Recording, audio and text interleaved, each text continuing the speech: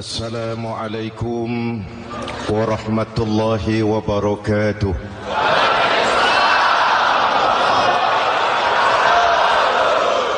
Alhamdulillahillazi ja'ala Ramadhana syahra siyami lil mu'minin. Wassalatu wassalamu ala asyrafil mursalin Sayyidina Muhammadin wa ala alihi wa sahbihi ajma'in, amma ba'du. Para ulama yang saya muliakan, para pejabat baik sipil maupun militer yang saya hormati, alhamdulillah malam ini atas izin Allah, mudah-mudahan yang kita laksanakan ini merupakan bagian dari amal ibadah kita di bulan suci Ramadan ini.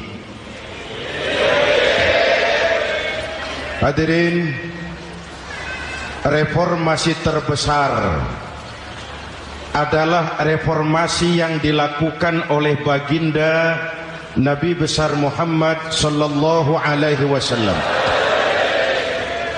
23 tahun merombak satu bangsa biadab menjadi bangsa beradab, merombak umat yang terpecah belah menjadi umat yang bersatu, merombak masyarakat yang tenggelam dalam kemusyrikan menjadi umat yang bertauhid.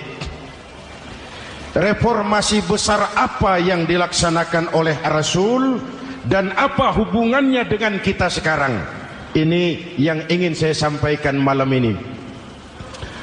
Pertama, beliau melaksanakan reformasi akidah,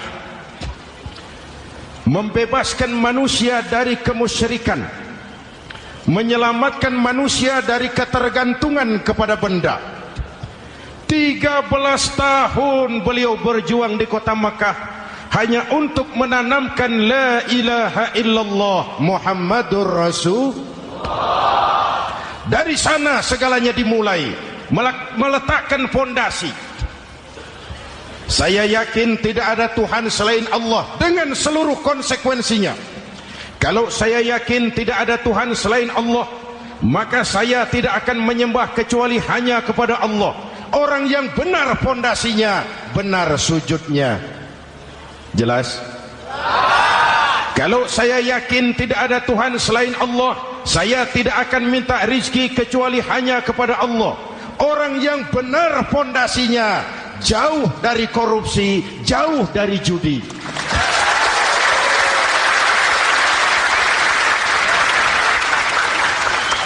Kalau saya yakin tidak ada Tuhan selain Allah, saya tidak akan menggantungkan hidup kecuali hanya kepada Allah. Saya tidak akan melarikan persoalan kecuali hanya kepada Allah. Saya tidak akan pernah takut kecuali hanya kepada Allah. Saya tidak akan minta tolong kecuali hanya kepada Allah.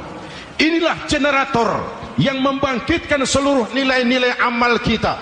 Kita puasa, kita sujud, kita jihad, itu kan karena nilai iman. Betul? Imannya tidak kelihatan, yang kelihatan gejalanya. Mic ini berbunyi karena ada strom. Percaya apa tidak? Kelihatan stromnya? Kok tahu ada strom dari mana? Dari bunyi. Ada suaranya itu, ada stromnya. Kenapa? Bunyi. Lampu menyala karena ada strom. Kipas angin berputar karena ada strom. Betul? Jadi kalau ada strom bunyi dong. Kalau ada strom lampunya nyala dong. Kalau ada strom kipas anginnya muter dong. Artinya apa? Kalau ada iman sujud dong. Kalau ada iman jihad. Sudah dang dong.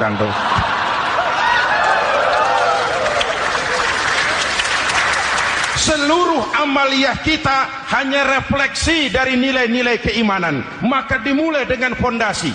Kalau fondasi kuat, apapun yang mau dibangun aman. Kalau fondasi rapuh, apa yang mau dibangun di atas fondasi yang rapuh? Karena itu dengan tabligh akbar ini pesan pertama saya, mari jaga nilai-nilai iman kita. Kita masih bergelut dengan zaman susah. Judi kembali merebak. Narkoba meracuni remaja dan pemuda-pemudi kita. Padahal dua-duanya sumber segala macam kemaksiatan. Judi mendidik orang jadi malas. Dan sejarah belum pernah mencatat ada orang jadi kaya karena judi. Yang bangkrut, yang kere, yang melarat banyak.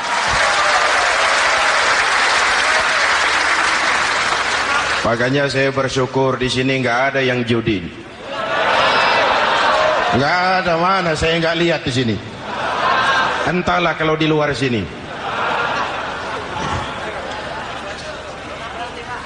Judi itu penyakit, kalahnya bikin penasaran, menangnya bikin ketagihan. Itulah penyakitnya.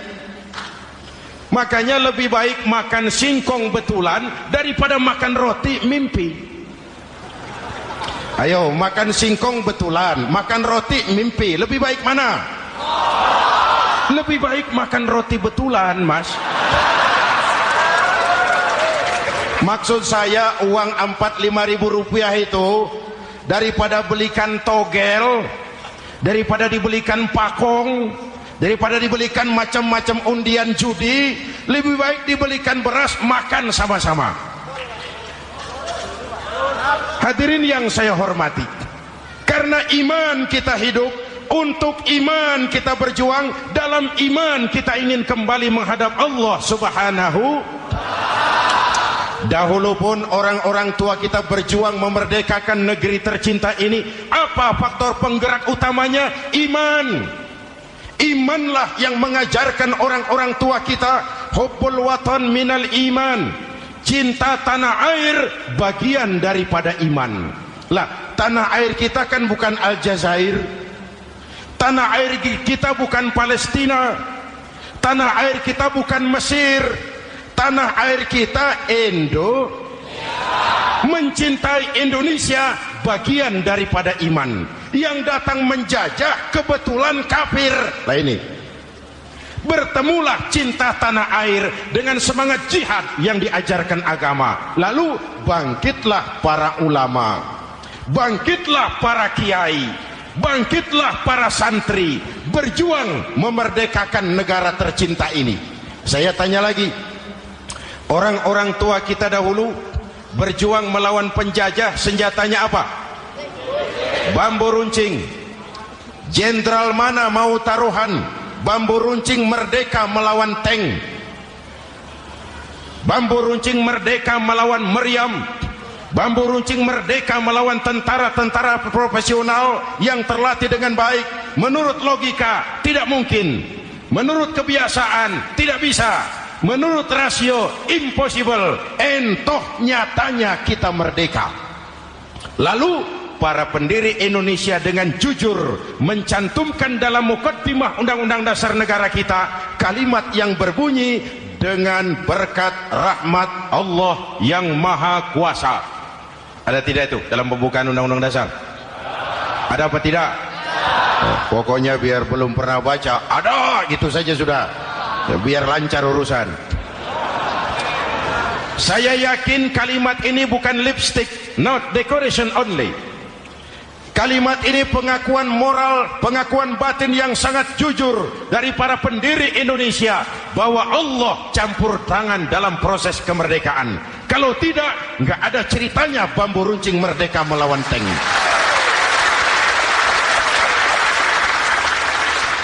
Kalau dulu iman untuk merebut kemerdekaan, sekarang iman untuk mengisi kemerdekaan. Betul? Betul? Karena itu jaga nilai-nilai iman, jangan tidur. Kita sudah berhasil melaksanakan pemilu. Sidang umum MPR sudah digelar. Pemerintahan baru sudah terbentuk. Itu kita pilih bersama. Kita dukung bersama. Mendukung itu tidak harus selalu iya. Kulo nuwun semohon dawu kumaha juragan wae, oke bos. Mendukung tidak harus selalu iya. Mendukung juga memberikan saran, kritik, perbaikan. Kenapa? Di mana-mana di dunia ini kekuasaan cenderung mau menang sendiri. Kekuasaan cenderung untuk korup. Karena itu kalau kita cinta kepada pemerintah, kita harus mengawasi jalannya pemerintahan kita ini. Pengalaman ketika Orde Baru berdiri, kita percaya, kita serahkan penuh, lalu kita tidur. Akhirnya kita jadi susah sendiri. Betul? Umat Islam tidak boleh jatuh dua kali di tempat yang sama. Hari ini lewat sini jatuh wajar, belum tahu barangkali. Besok lewat sini lagi jatuh lagi, goblok tenan. Masa jatuh dua kali di tempat yang sama itu bagaimana? Hadirin yang saya hormati, nilai-nilai iman, intan paling mahal, mutiara paling berharga, tidak lain nilai iman. Imanlah yang menyebabkan kita gembira menyambut datangnya Ramadan, menyingsingkan lengan baju, menghamparkan sajadah, melakukan pendekatan yang intens kepada Allah. Kenapa? Kita mengerti nilai Ramadan. Tempo hari saya berikan contoh. Di tangan kanan saudara ada berlian, harganya 50 juta. Di tangan kiri saudara ada rumput seikat. Berlian dan rumput ini taruh di depan kambing. Kira-kira mana yang diambil kambing? Rumput, dasar kambing. Kambing tidak ngerti nilai berlian. Padahal kalau kambing sedikit mau pakai otak. Kalau berlian yang saya ambil, kata kambing, lalu saya bawa ke pasar, kemudian saya jual, harganya 30 juta, lalu dibelikan rumput, dapat rumput sekabupaten. Tapi kambing tidak ngerti nilai berlian, yang kambing tahu cuma rumput. Kenapa? Hidup kambing cuma melayani perut. Maka kata Imam Ali karramallahu wajhah, orang yang hidupnya hanya untuk melayani perut,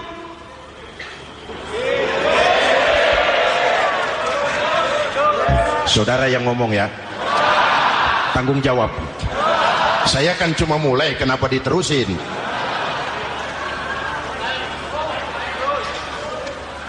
Hadirin yang saya hormati, jaga iman baik-baik, wariskan kepada anak-anak kita. Mereka harapan kita semua. Mereka masa depan Indonesia. Akan bagaimana Republik Indonesia, bahkan akan bagaimana Islam di Republik Indonesia 20, 30, 40 tahun yang akan datang. Anak-anak kitalah jawabannya.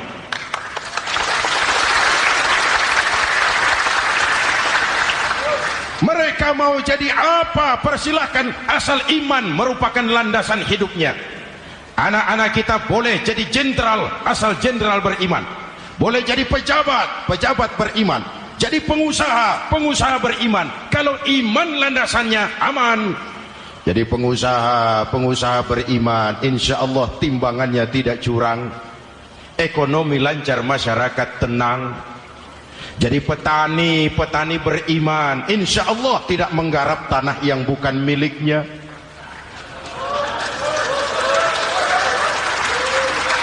Jadi pejabat, pejabat beriman, insya Allah korupsinya sedikit.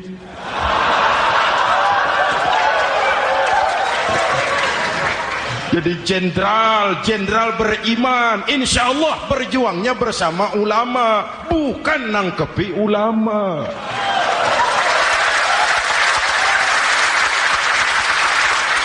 Jadi teknokrat, teknokrat beriman, jadi pengusaha, pengusaha beriman, jadi seniman, seniman beriman, jadi maling. Nggak ada, mana ada maling beriman. Kalau iman landasannya, insya Allah aman. Ini yang pertama. Yang kedua, baginda Nabi melaksanakan reformasi sosial. Berupa apa? Membebaskan manusia dari ras diskriminasi, mengikat manusia dengan tali akidah. Diciptakan kita dari laki-laki dan perempuan, dijadikan kita bersuku-suku dan berbangsa-bangsa. Bahkan Quran memulai dengan kalimat syu'ub, wa ja'alnakum syu'uban wa qabaila. Kami jadikan kamu berbangsa-bangsa dan bersuku-suku agar kamu saling mengenal satu dengan yang lain. Saya ingin mengulangi imbauan saya, mari kita tingkatkan tri kerukunan. 3 macam kerukunan. Pertama, rukun antar umat seagama. Sesama muslim harus rukun. Ya Pak? Ya Bu?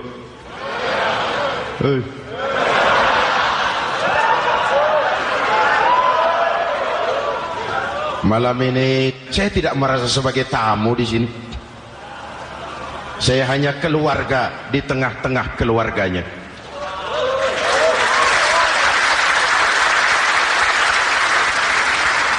Di sepanjang Jawa kah saya, ke Sumatera kah saya, ke Kalimantan saya, ke Sulawesi saya, ke Irian Jaya saya, kemana saja saya pergi, di mana saja saya berada, saya hanya keluarga di tengah keluarganya.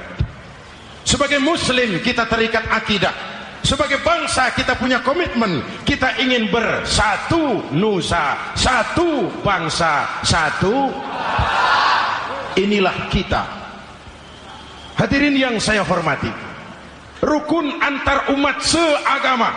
Hura-hura pemilu sudah lewat, ekses-eksesnya harus kita hilangkan. Boleh jadi kemarin-kemarin karena berbeda kaos sama teman gak teguran. Yang sudah, yang penting sekarang ke depan.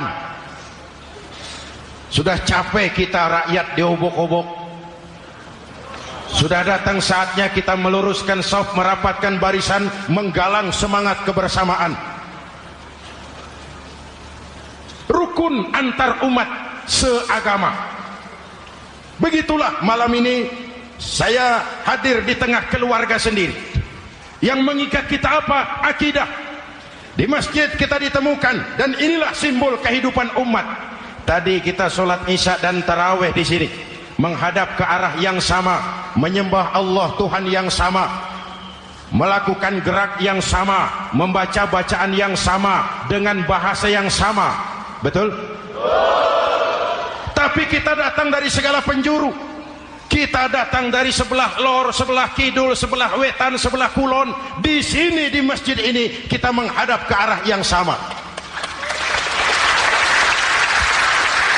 Kita yang hadir di sini boleh jadi ada yang dari Sumatera, Kalimantan, Sulawesi, Irian Jaya, tapi kita adalah Indonesia. Jelas? Jelas? Saya sering kasih contoh, coba kalau sholat pakai bahasa masing-masing, ramai masjid, bingung malaikat. Ini Indonesia ramai karena tiap provinsi sholat pakai bahasa masing-masing. Kalau Riau bicara sendiri, Ambon bicara sendiri, Aceh bicara sendiri, Irian bicara sendiri, ramai masjid. Jelas? Jelas? Yang imam pakai bahasa Indonesia, takbir, Tuhan yang maha besar. Gagah sekali, bingung malaikat. Kembali kita kalau sholat pakai bahasa masing-masing. Betapa ramainya masjid. Itu cermin dari bangsa yang tidak bisa menjaga kesatuan dan persatuan. Uni Soviet almarhum Al-Mal'un itu negara adidaya, negara adikuasa, bersama-sama dengan Amerika menjadi polisi dunia. Tetapi kemudian dihantam oleh glasnost yang kebablasan. Gorbachev terpental, Soviet pecah jadi negara kecil berkeping-keping. Mimpi mengembalikan Soviet seperti dulu. Begitulah kalau kita biarkan benih-benih disintegrasi ini terus berkembang, tidak ada lem perekat, maka kita akan pecah berkeping-keping dan kita akan jadi satu bangsa yang kecil. Oleh karena itu, yang pertama, jaga kerukunan antar umat seagama. Berbeda pendapat boleh, berpecah belah jangan. Berbeda partai oke, tapi berbeda dalam wawasan bernegara jangan. Jujur saja, saya kemarin musim pemilu itu sudah agak pesimis melihat. Batin saya menjerit, ya Allah, kenapa umat jadi begini? Kenapa umat harus terkotak-kotak? Terlalu banyak partai-partai Islam waktu itu, 20 lebih. Begitu sidang umum MPR berjalan, saya mulai melihat titik optimisme. Ada yang mengkristal, di mana orang tidak lagi melihat partainya, tetapi melihat nilai-nilai imannya. Itulah yang memang utama buat kita.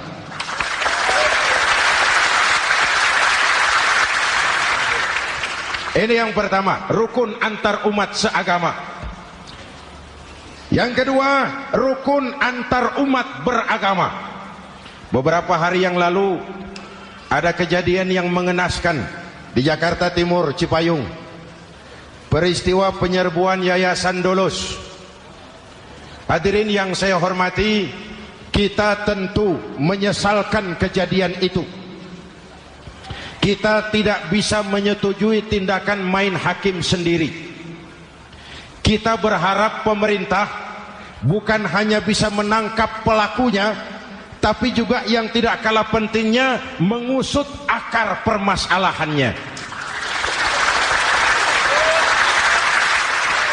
Kenapa itu terjadi? Kalau cuma pelakunya yang ditangkap, akar permasalahannya tidak selesai, saya khawatir terulang lagi di tempat lain. Inilah yang terpenting, menjaga kerukunan antar umat beragama, saling menghormati, saling menghargai. Jangan melakukan kamuflase, jangan melakukan tindakan-tindakan yang rawan dan peka. Misalnya umat Islam membangun masjid di tengah perkampungan orang Kristen, padahal tidak ada Islamnya di situ. Itu bisa menimbulkan kerawanan. Atau sebaliknya, membangun gereja di tengah perkampungan umat Islam yang tidak ada Kristennya di situ.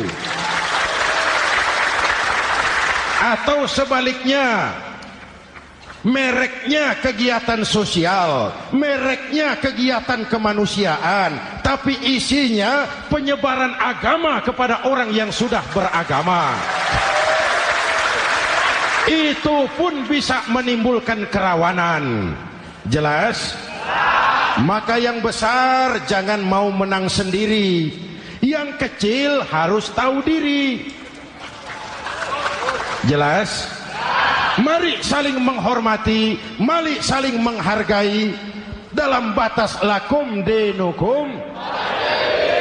Menangkap pelakunya penting, mengusut akar permasalahannya itu pun tidak kurang pentingnya. Hadirin yang saya hormati, Islam agama toleran, baik dari prinsip ajarannya maupun dari sikap umatnya. Islam agama yang rahmatan lil alamin. Kita punya kewajiban untuk membuktikan bahwa Islam bukan merupakan ancaman. Islam adalah alternatif. Islam adalah solusi. Islam bukan ancaman.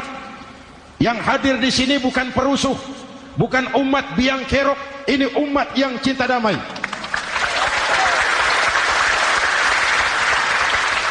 Ini umat yang tidak pernah mencari-cari musuh, tapi juga tidak akan pernah lari kalau bertemu musuh. Mari kita jaga kerukunan antar umat beragama. Jangan sampai peristiwa Dolos terulang lagi di tempat-tempat lain. Saling menghargai, saling menghormati. Jangan main hakim sendiri, tapi juga jangan mau menang sendiri. Hadirin yang saya hormati, dengan menjaga kerukunan antar umat beragama, akar keutuhan kita sebagai bangsa semakin terpelihara. Lalu yang ketiga, rukun antar umat beragama dengan pemerintah. Tadi kita sholat di sini ada imam, ada makmum, betul? Kalau makmum siapa saja boleh, Mas. Tidak ada pemilihan makmum. Fikih itu ketat kalau sudah memilih imam. Nih makmum siapa saja. Pak, itu orang pemabuk itu, boleh jadi makmum. Suka mencuri, Pak, boleh jadi makmum. Bacaannya tidak fasih, boleh jadi makmum. Ketinggalan satu rakaat, boleh jadi makmum. Tapi tidak tiap orang boleh jadi imam. Kenapa? Imam mau mimpin orang banyak. Kalau dia bodoh, bagaimana nasib makmumnya?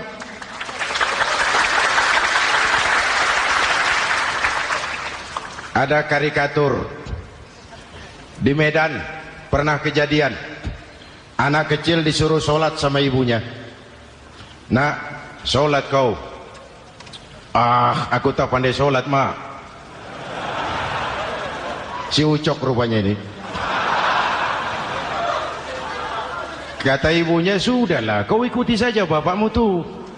Apa yang bapak mau kerjakan, kau ikuti sajalah. Jadilah mak, kalau ikut saja bisa laku. Berangkatlah anak ini kan, sholat di belakang bapaknya, jadi makmum.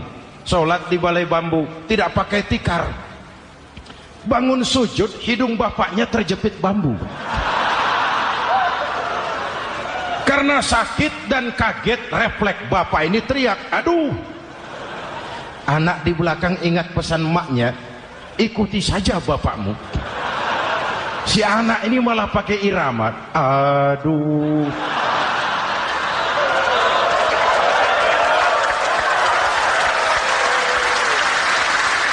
Lah, ada yang lebih gendeng lagi.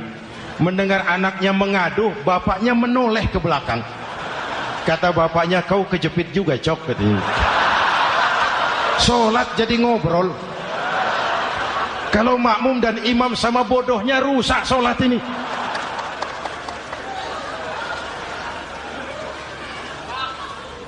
Hadirin yang saya hormati,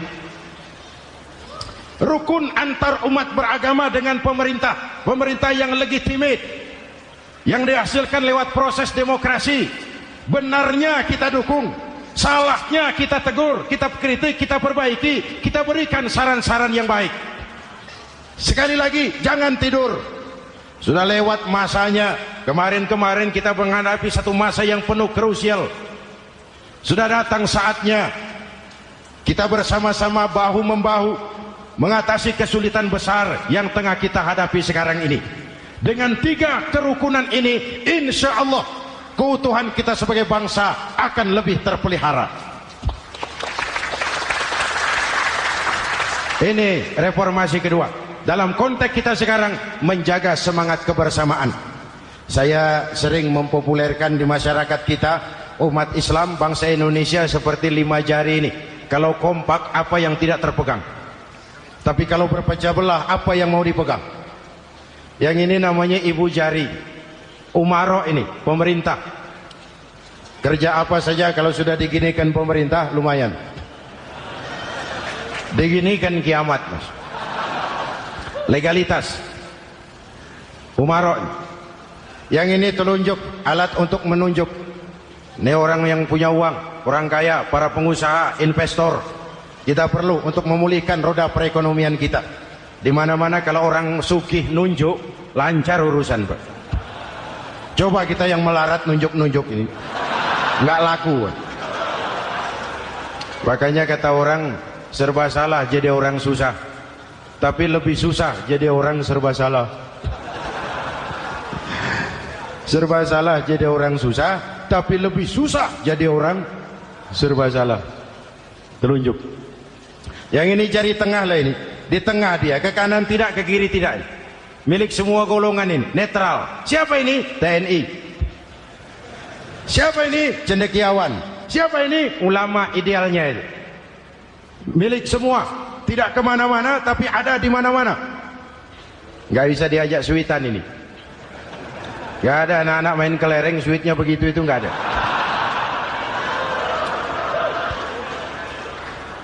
Ini jari manis. Remaja, pemuda, masa muda, masa yang paling manis. Semua harapan milik pemuda. Belum pernah saya dengar ada orang pidato, para kakek-kakek, harapan bangsa, belum pernah. Mesti kalau sudah harapan umat, pemuda, harapan negara, pemuda, harapan agama, pemuda, harapan bangsa, pemuda, harapan pemudi. Jari manis. Yang ini kelingking, jari paling kecil ini. Ini kaum wanita ini. Perempuan kecil tapi mantap. Masya Allah. Ini ibu jari ini besar ini. Sweet ketemu kelingking. Kalah ibu jari ini. Di mana-mana kekuasaan sering kalah sama perempuan. Siapa yang mendorong-dorong Nabi Adam memetik pohon buah khuldi? Kelingking. Kelingking. Kelingking. Julius Caesar tunduk kepada Cleopatra. Siapa Cleopatra? Kelingking. Napoleon, singa daratan Eropa, the Lion of Europe, luas kekuasaannya, hebat tentaranya, bertekuk lutut di bawah kaki Margaret Josephine. Kelingking. Hadirin yang saya hormati, kalau 5 pilar ini bersatu, ringan sama dijinjing, berat sama dipikul, kita akan jadi satu bangsa yang kuat. Jelas? Jelas? Dengan Ramadan, dengan tabligh akbar malam ini, mari kita jaga semangat kebersamaan. Saya selalu mengingatkan, sekarang lebih banyak tukang kompor daripada tukang lem. Lebih banyak tukang kompor daripada tukang lem. Hangati sana, sulut sini, bakar sana, panasi sini. Terbakar kita, dia lari tepuk tangan, dan kita yang rugi. Jelas? Jelas? Ini hal yang kedua. Reformasi sosial mengikat manusia dengan tali akidah, mempersaudarakan manusia dari manapun orang datang, apapun warna kulitnya, dari suku apapun ia dilahirkan, kalau akidahnya sama, itulah saudara kita.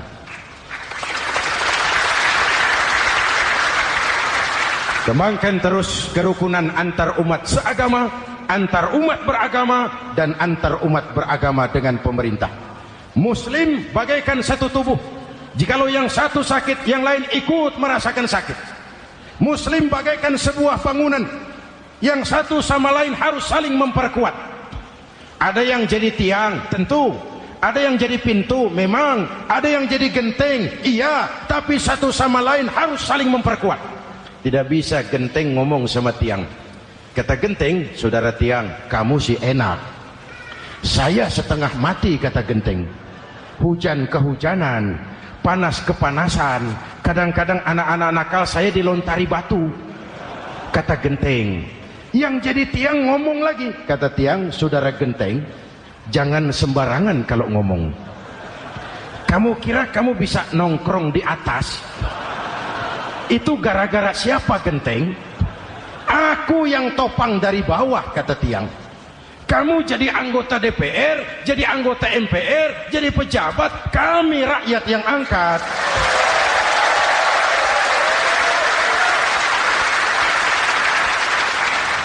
Jangan waktu di bawah rajin ngamalkan ayat kursi, dapat kursi lupa sama ayat.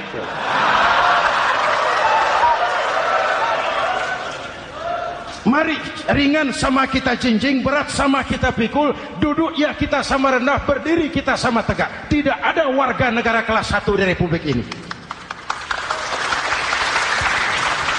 Ini reformasi kedua. Yang ketiga, reformasi menegakkan keadilan, menyelamatkan manusia dari kezaliman. Sebelum Islam datang, sebelum Rasul datang, manusia dibedakan oleh hartanya, manusia dibedakan oleh warna kulitnya, manusia dibedakan oleh keturunannya. Beliau dengan tegas mengajarkan, innallaha la yanzuru ila suwarikum wala ila amwalikum walakin yanzuru ila qulubikum wa a'malikum. Allah tidak melihat potonganmu, Allah tidak melihat hartamu. Yang Allah lihat itu hatimu dan amal perbuatan.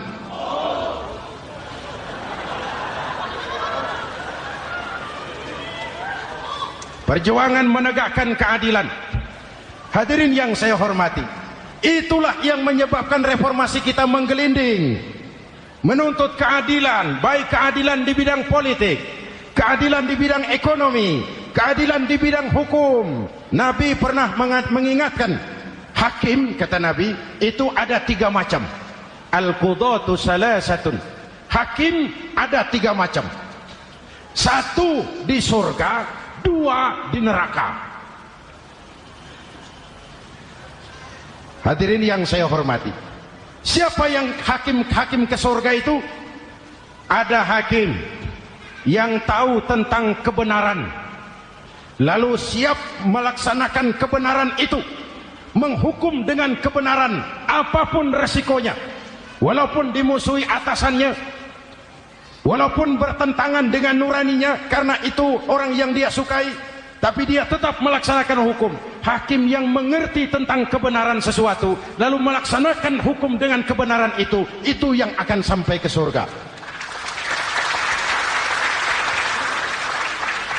Yang kedua, ada hakim tahu tentang kebenaran tapi tidak mampu melaksanakan hukum dengan kebenaran itu.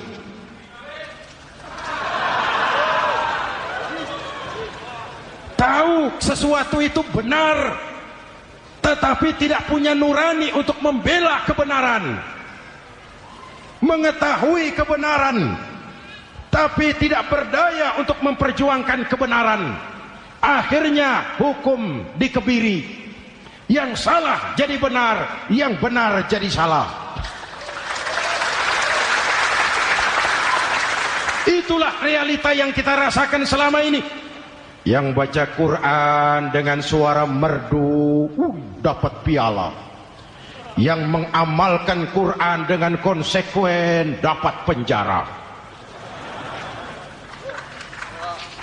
Yang berteriak-teriak menegakkan keadilan dianggap aneh. Yang korupsi habis-habisan hidup terhormat.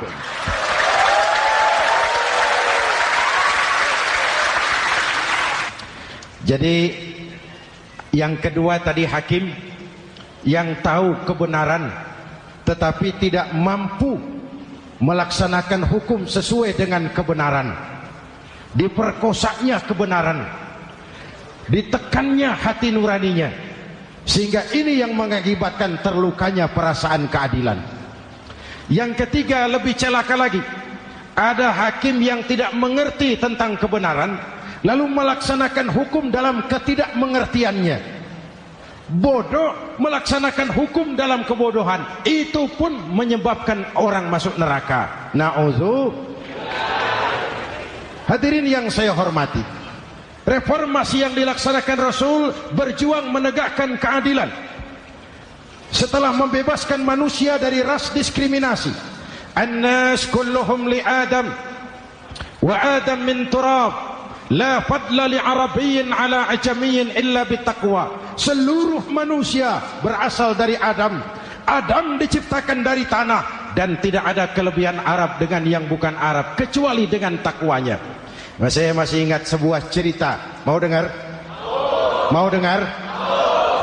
Pada waktu Umar bin Khattab radhiyallahu anhu menjadi khalifah, menjadi Amirul Mukminin, itu yang jadi gubernur di Mesir adalah Amr bin As. Satu saat Amr bin As ingin mendirikan masjid, tapi tanah lokasi masjid itu milik orang Yahudi. Ada gubuk di situ. Dipanggil Yahudi ini oleh Amr bin As. Saudara Yahudi, iya. Itu rumahmu ya? Iya. Sudah tahu belum? Belum. Ya memang saya belum kasih tahu. Begini, kamu bangun sembarangan saja, rumahmu kena jalur hijau itu. Lalu saya mau bangun masjid di situ. Ya tapi ada rumah saya, Pak. Sudahlah, rumahmu saya bayar, saya beli.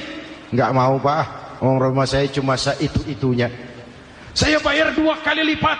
Enggak mau, Pak. Enggak mau. Sudahlah, saya ganti rugi. Ya, enggak mau, Pak. Namanya juga ganti rugi, Pak. Biar digantikan tetap rugi. Mangkel Amr bin As ini wong cilik kok bertingkah amat. Si amat aja enggak bertingkah. Panggil kamtib. Hei, gusur. Ditarik rumah Yahudi ini, ambrol. Menitiskan air mata si Yahudi di sudut kehidupan. Begini wong cilik ini sudah jatuh tertimpa tangga. Rumah cuma sak gubuk-gubuknya diderek oleh petugas. Pikir-pikir Amr bin As kan cuma gubernur, di atasnya kan masih ada khalifah Umar bin Khattab. Saya mau lapor ke pusat. Berangkat Yahudi ini dari Mesir menuju Madinah, berhari-hari berjalan sambil berpikir, ini nanti kalau saya laporan kepada khalifah, apa pengaduan saya diterima? Wong saya rakyat kecil, lagian Yahudi, sementara yang menggusur saya ini gubernurnya sendiri. Terus dia berjalan sampai di kota Madinah. Lewat tengah hari dia mulai cari-cari. Ada orang, ketemu orang sedang tidur di bawah pohon kurma. Selamat siang Pak. Siang. Saya mau numpang tanya Pak. Tanya apa? Bapak tahu Khalifah Umar bin Khattab? Tahu. Istananya di mana Pak? Istananya di atas lumpur. Di atas lumpur? Iya. Pakaian kebesarannya apa Pak? Sutra? Bukan. Pakaian kebesarannya malu dan takwa. Pengawalnya banyak Pak? Banyak. Berapa peleton? Pengawalnya yatim, orang jompo, kelompok mustad'afin, orang-orang lemah, janda-janda tua.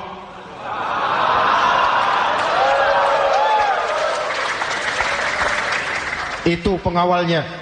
Pakaian kebesarannya malu dan takwa. Pengawalnya orang-orang lemah, tidak berdaya. Kok begitu Pak? Begitulah Umar bin Khattab. Orangnya sekarang di mana Pak? Di depan kamu. Jadi Bapak? Iya. Bapak? Iya. Saya Umar. Ada apa Mas? Oh, yang datang dari Semarang waktu itu. Gini loh Pak, saya mau menuntut keadilan. Keadilan kenapa? Gubernur Bapak Amr bin As itu Pak zalim. Kenapa dia? Gubuk saya main tarik saja, runtuh. Saya nggak punya rumah lagi, wong saya ini golongan makmur, cuma rumah sama sumur. Lalu untuk apa? Katanya dia mau bangun masjid di situ Pak. Dipaksanya rumah kamu ditarik sampai runtuh. Iya. Yahudi? Ya Pak. Itu ada tempat sampah ya? Betul Pak.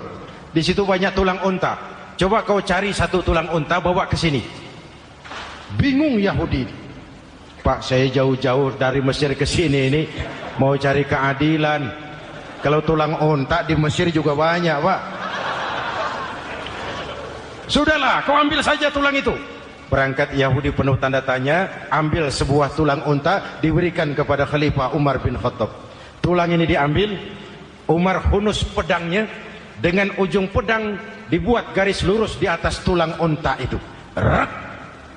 Selesai. Yahudi? Iya Pak. Sekarang kau kembali ke Mesir, serahkan tulang ini kepada Umar bin Amr bin As. Makin bingung Yahudi. Jauh-jauh datang kemari kira mau dapat keadilan, cuma dapat tulang. Ya sudahlah, namanya wong cilik, berangkat dia pulang ke Mesir. Berhari-hari sampai di Mesir. Pak Gubernur, ya lapor. Ada apa Yahudi? Saya dari pusat. Loh, kamu dari Madinah? Iya Pak. Ngapain sih kamu ke sana-sana? Nuntut keadilan. Kamu bertemu Khalifah? Ketemu Pak. Terus tulang.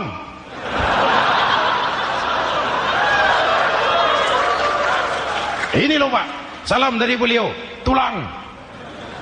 Apa maksudnya? Aku nggak ngerti lah itu Pak. Yes, go rene.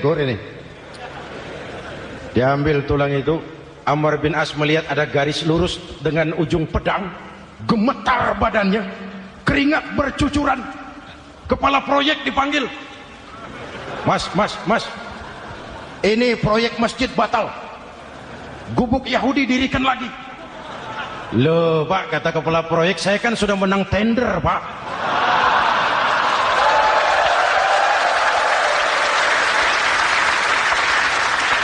Wes, gak ada urusan, sampean mau menang mau kalah tender, proyek batal.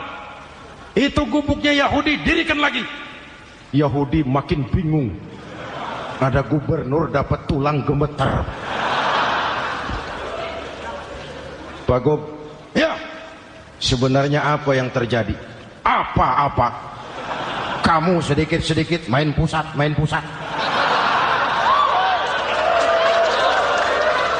yang ngomong dulu toh. Ya kan awalnya saya sudah ngomong Pak, tapi gubuk saya tetap ditarik.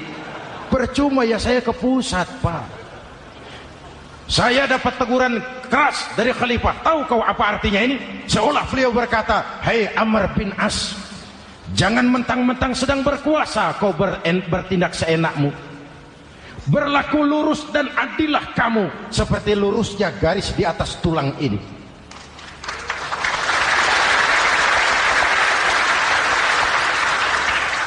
Kalau kau tidak lurus, kalau kau tidak berlaku adil, aku yang akan meluruskanmu dengan pedangku. Itu bahasa simbolik. Siapa yang gak gemeter? Kamu. Pusat. Wedus. Ya ini nek coro kita. Oh Pak, kalau begitu Islam adil ya Pak? Adil. Jadi saya menang Pak. Menang kamu. Padahal saya Yahudi. Tapi menang ya. Menang. Pak sudahlah kalau begitu Pak. Bagaimana? Itu gubuk saya ambil saja Pak. Tanah-tanahnya sak gubuk-gubuknya Bapak ambil. Silahkan kalau mau dibangun masjid. Tidak cuma sekedar itu Pak. Mulai hari ini Bapak dengarkan. Asyhadu an la ilaha illallah wa asyhadu anna Muhammadar Rasulullah. Yahudi bisa menang perkara menghadapi gubernur. Kalau ini terjadi di Indonesia,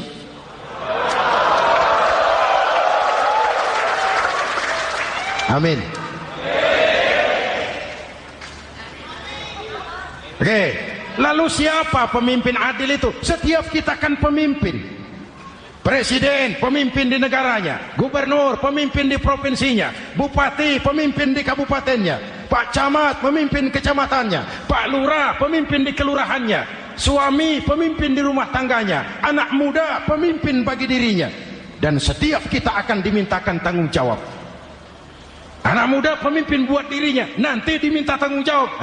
Kakimu kau bawa jalan kemana? Tanganmu ngambil apa? Lidahmu bicara apa? Matamu menteleng. Apa yang dilihat? Seluruhnya akan dimintakan pertanggungan jawab. Marilah kita jadi orang yang adil kepada diri, kepada keluarga, dan akhirnya kepada masyarakat, bangsa dan negara. Hadirin yang saya hormati, satu ayat yang sering dibaca pada akhir khutbah khatib Jumat, innallaha ya'muru bil adli wal ihsan. Allah memerintahkan kamu berlaku adil dan berbuat ihsan. Tidak sekadar adil tapi ihsan. Ihsan nilainya lebih tinggi dari adil. Contoh, nak, tolong taruh telur itu di pinggir meja. Anak yang adil apa adanya, ditaruh telur di pinggir meja. Anak yang ihsan lain. Lah iya, perintahnya sih di pinggir meja, tapi kalau pas di pinggir meja kan jatuh ke bawah, ke tengah sedikit. Ini ihsan. Oleh karena itu, mari, perjuangan menegakkan keadilan masih panjang. Jalannya tidak lurus bertabur bunga, menanjak, menurun, banyak onak dan duri. Namun seperti yang dikatakan seorang tokoh, masih Napoleon, kalau ada 1000 orang penegak keadilan, saya satu dari yang 1000 itu. Kalau ada 100 penegak keadilan, saya juga satu dari yang 100 itu. Kalau ada 10 orang menegakkan keadilan, saya juga satu dari yang 10 itu. Kalau hanya 1 orang yang menegakkan keadilan, maka sayalah yang 1 itu. Tetap konsisten berjuang menegakkan keadilan, walaupun besok langit akan runtuh, walaupun besok akan kiamat, keadilan tetap harus ditegakkan. Ini reformasi yang ketiga, menegakkan keadilan, mengayomi masyarakat dengan hukum yang tegas. Dan Rasul menjadi contoh. Ini yang hebat. Misalnya beliau berkata, "Wallazi nafsi biyadihi, law anna Fatimah binti Muhammadin sarqat, laqata'a Muhammadun yadaha." Demi Allah, andai kata Fatimah putri Muhammad mencuri, jangan orang lain, Muhammad sendiri yang akan memotong tangannya. hukum berwibawa, masyarakat terlindungi. Kenapa? Nabi jadi contoh. Jelas? Beliau mengajarkan orang beramal. Kepada putrinya beliau mengatakan apa? I'mali ya Fatimah, i'mali fa inni la ughni anki minallahi syai'a. Fatimah, beramal kau. Fatimah, beramal kau. Fatimah, solat kau. Fatimah, puasa kau. Fatimah, zakat kau. Fatimah, haji kau. Kalau kau tidak beramal Fatimah, aku ayahmu Rasulullah tidak akan sanggup membelamu di akhirat nanti. Ini keadilan. Tidak mentang-mentang putri kesayangan Nabi lalu sudah Fatimah kamu nggak sholat nggak apa-apa, nanti di akhirat ada papi. Jauh dari semangat nepotisme. Putri beliau sendiri ditekankan, i'mali ya Fatimah fa inni la ughni anki minallahi syai'a. Beramal kau Fatimah, kalau kau tidak beramal, aku ayahmu tidak akan sanggup membela kamu di akhirat nanti. Inilah inti dari nilai keadilan. Jauh dari nepotisme, apalagi kolusi. Hadirin yang saya hormati, lalu saya masuk kepada yang keempat. Reformasi keempat yang dilaksanakan oleh baginda Rasul, menyelamatkan manusia dari gaya hidup sekuler, menyelamatkan manusia dari gaya hidup materialis, mengajarkan keseimbangan, ada hidup sesudah mati, ada akhirat sesudah dunia. Betul? Betul? Kalau saja tidak ada hidup sesudah mati, kalau saja tidak ada akhirat sesudah dunia, persilahkan hiduplah saenake. Nek perlu saenake udelmu dhewe. Sayang. Ada hidup sesudah mati, ada akhirat sesudah dunia. Ini semua calon-calon jenazah.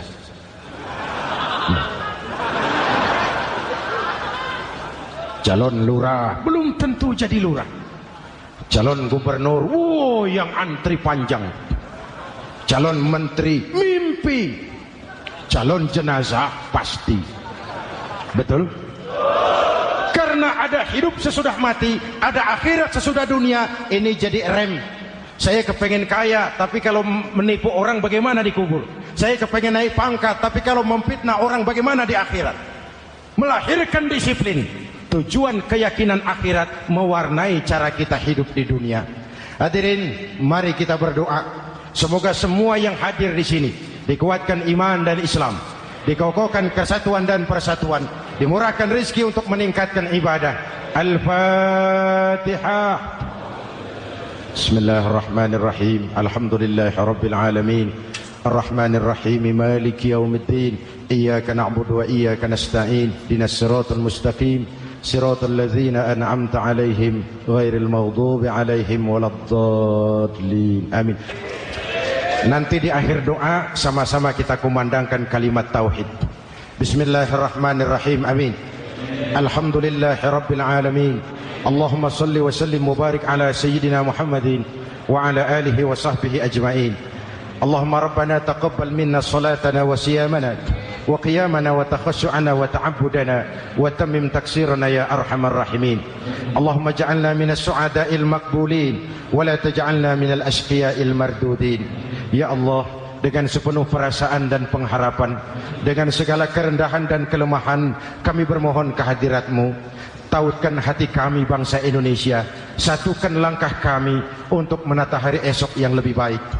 Karuniakan kami pemimpin-pemimpin yang takut kepadamu dan sayang kepada kami. Berikan mereka kekuatan zahir dan batin untuk membawa kami rakyat dan bangsa Indonesia keluar dari kesulitan besar ini menuju masyarakat yang adil dalam kemakmuran dan makmur dalam keadilan di bawah naungan ridha-Mu. Ya Allah, selamatkan kami dari perpecahan, selamatkan kami dari pertikaian, selamatkan kami dari bahaya kemunkaran dan kezaliman. Rabbana hab lana min azwajina wa dhurriyyatina qurrata a'yun waj'alna lil muttaqina imama. Afdalu ma qultuhu ana wan nabiyyuna min qabli la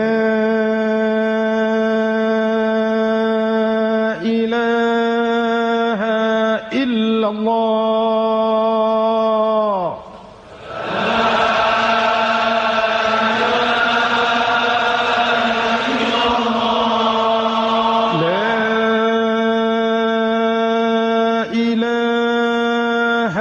إلا الله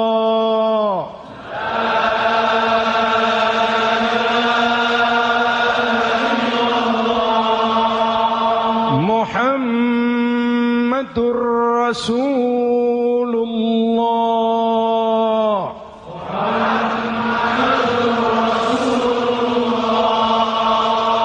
آمين صلى الله عليه وآله وسلم كلمة حق عليها نحيا وعليها نموت وعليها نبعث إن شاء الله من الآمنين ربنا آتنا في الدنيا حسنة وفي الآخرة حسنة وقنا عذاب النار وآخر دعوانا عن الحمد لله رب العالمين.